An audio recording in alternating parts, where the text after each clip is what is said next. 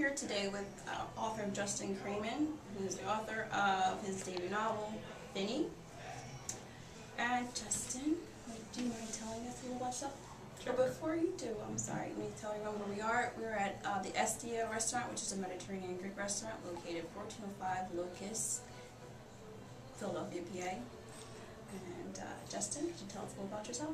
Sure. Yeah, I grew up in Baltimore, Maryland, actually, and with writing, basically, I got started kind of after college. I went to a program for writing, and then I did a lot of other jobs while I was writing for a while, and then eventually finished this novel and sent it off and started. That was kind of how I started the publication process. So, like, when you sent it off, how long did it take you to write Finny? So I actually wrote it like pretty quickly for me. I wrote it within a year, the first draft. But I sold the book 2 years ago. It just came out in July actually. So it was actually like the publication process was longer than the writing process, which was it's kind of a weird thing about publishing, I think. Right. But yeah, I wrote it mostly like the first draft within a year. That's really good. Yeah. I mean, it's just, you know, I was like, there's nothing else to do, so I just had to sit down and write. And you went to is it Iowa? Iowa Writers Workshop, yeah. Iowa Writers Workshop. What exactly is expected of you, typically, there? Just that you'll have some sort of emotional breakdown while you're there. Really? Yeah, no, it's like, so the main thing with the workshop is that you have these, the center of it is these workshops that you have every week. Mm-hmm. So it's like, once a week you meet with a group of people, and they'll read like two people's stories every week from the group. Everyone will read it, and then they'll take, you know, half the class and just talk about that story in kind of a form that's designed by the teacher of the class. And the teachers are all professional writers, you know, who have usually published a number of books and stuff. So they'll kind of lead the class through a discussion of the work and kind of the things that they liked, what, you know, they don't like, and it's kind of a brutal process. It's just like, you know, because you feel very exposed doing it. It's like, you know, someone, you know, catching you with your underwear down or something. You just feel like you're just out there. So, but it actually, so like while I was doing it, it was kind of, I don't know, a little bit. It was hard to write a little bit because I felt like the scrutiny of everybody else. But then after I left and I got back and got sort of, you know, confidence back with writing, I think that it was a good experience because I don't know, you just learn to kind of, you learn a couple of things. Like, one, you learn that you never please everyone with your writing, so that's not the goal. The goal is to kind of get out what you want to say and hope that there are other people that feel the same way as you do who will pick up on it. And that's kind of, and I think when you stop trying to please everyone and more kind of write the book that you want to write, the kind of book that you would want to read, I think then it frees you up a lot as a writer, actually, and that was really helpful for me to learn early.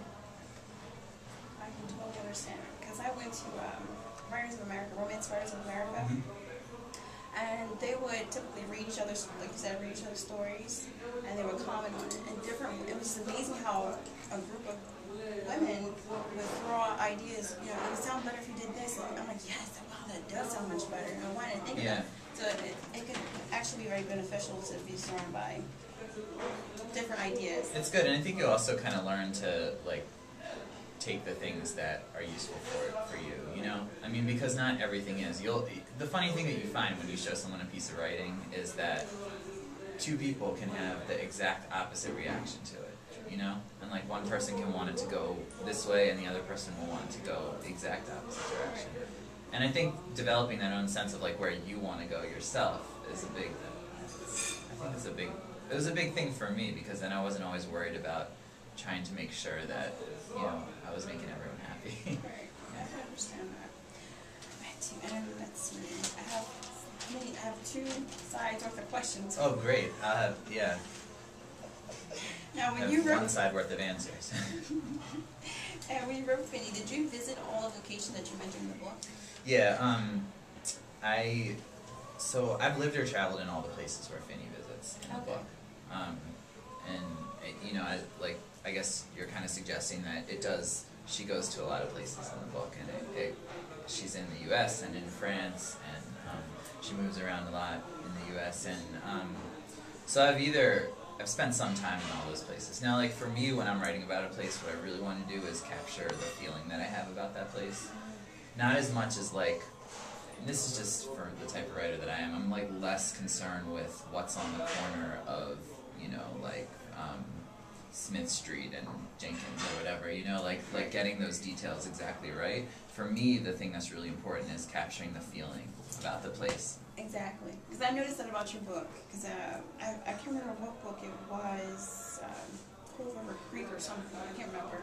But she uses a lot of imagery, but it's to the point where it's like too much. It's too descriptive. It's like, okay, I don't need to know how large the flower petal is. But with this, it was, you know, it's here. This is how she feels in that environment. So it allowed me to stay focused. It didn't lose me. That's one of the things I love about the book. Oh, thank you. I really appreciate it. And that's like a big stylistic thing for me, because there's some writers who are very good at giving you all of those details, and also just making them very accurate and realistic. Yes. And kind of that's not the way that I write exactly.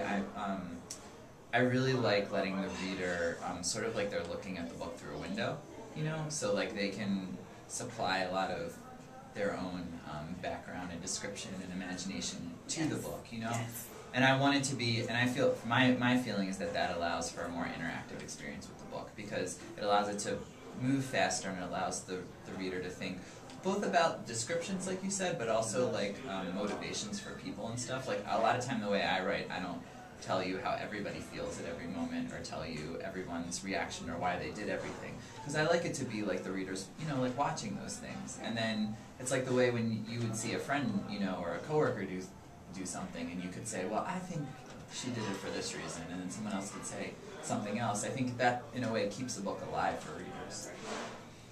Yes, I love the analogies in the book also. Oh, thanks. You know, the like and as. Oh, I love how he just, you know, how you would describe an emotion or an action or an expression with your analogies. No, thanks. I really appreciate that, because and a lot of times I think it's really nice when people pay attention to the language, because a lot of times I think, you know, for me and everyone else, you're reading a lot for the story, like what's going to happen, and then some for the characters, and then a lot of times the language is almost like the last thing way off to the side. But as a writer, I mean, as you know, that's a huge thing. You're thinking about the language a lot. I really enjoyed that. Thanks.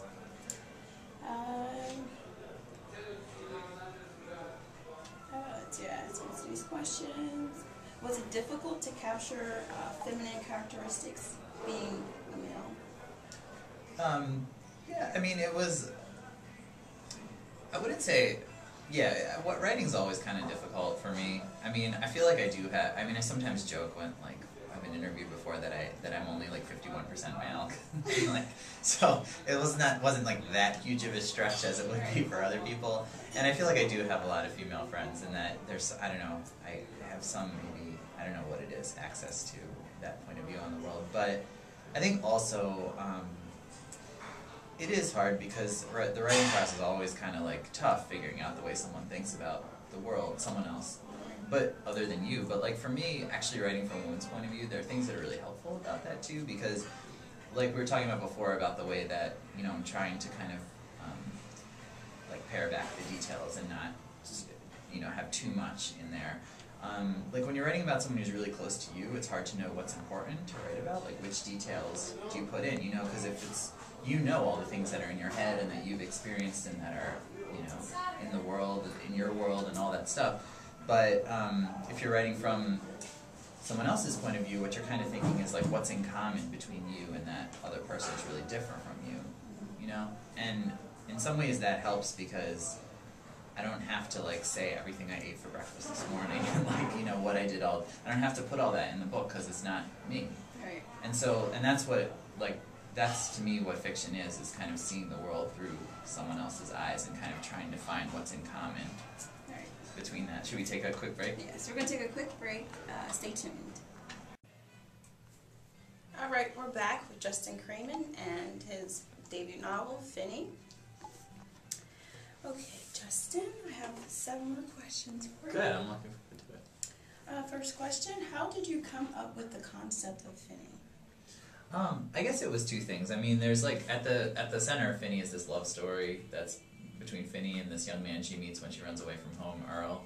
So there's that kind of part of it, but then there's also this kind of big coming of age adventure where she's kind of growing up and meeting all these sort of eccentric characters and, you know, kind of discovering certain things about growing up and maturing in the world. And so that part of the story, that kind of big adventure, came really from like reading just some books that I love. Like I really like Charles Dickens' novels. There are these kind of big adventures with crazy characters of coming out in the world, and I just like the fun of those plots and like the humor. I like the humor a lot in it too, and he has this kind of slightly twisted sense of humor that really appeals to me. And, so that, and then I do enjoy some John Irving novels and you know, some other books like that, and they're all these kind of big coming-of-age adventures, but they're always about young men coming into the world. So I was interested in kind of changing that around and doing it from the point of view of a young woman, and that was where the kind of the idea for the story came from.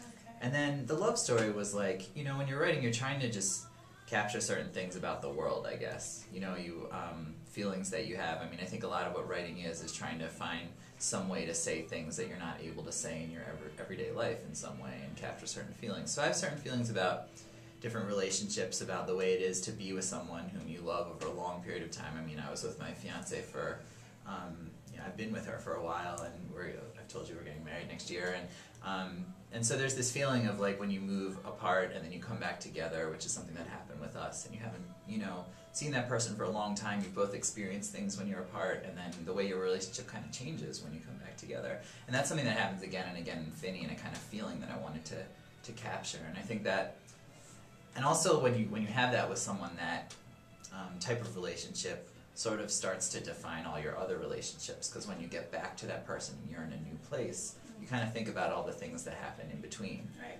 And that's, so I thought the relationship was a good way to show her growing up. Yes. Definitely. I have a question about that as well. Yeah. I'll get to that. And you mentioned that these characters that Finny comes across are somewhat eccentric. Yeah. Some weird people. Right. So it seems like each character seems to have their own unique quirk about them. How were you able to create such oddly interesting characters? Well, it's funny. Like sometimes with characters, like it's different for different characters. But I think some come from, you know, like experiences you have where you'll take something that happens to you and sort of change it to make it a better part of the story in a way. Yeah. But you know, I don't like write anyone from my life like directly into a book, which is something that they're all very glad about, you know, that they're not like appearing in my fiction everywhere. but yeah, I mean, that's like when you have your first novel out, the thing that people will ask you most is like, you know, how much of it is true. Right. They just want to know, like, if they're in the book, how angry they should be at you, you know, like that kind of thing. But for me, I mean, I'm never just copying something out of my life, and this is kind of what we were talking about before, where like writing from a woman's point of view, there are things you can change to kind of get to something that is maybe truer in a kind of a way. So like I'll take little characteristics or things that I heard about a music teacher who's actually a violin teacher who fell asleep while playing, that this is actually just a story I heard. And this led to this character that I have of Mr. Henkel in the story, who's a, you know, great piano player, but falls asleep while he's playing the piano, and so he can't have a performing career, becomes a teacher. And I created this character kind of around that, but that was like something I had heard, so I could kind of use it in the book, but create a totally different character, because I never knew this guy who, in real life, and that happened with different things. I mean, where I'd have an experience like working or different, you know. We're going to take a break. Stay tuned.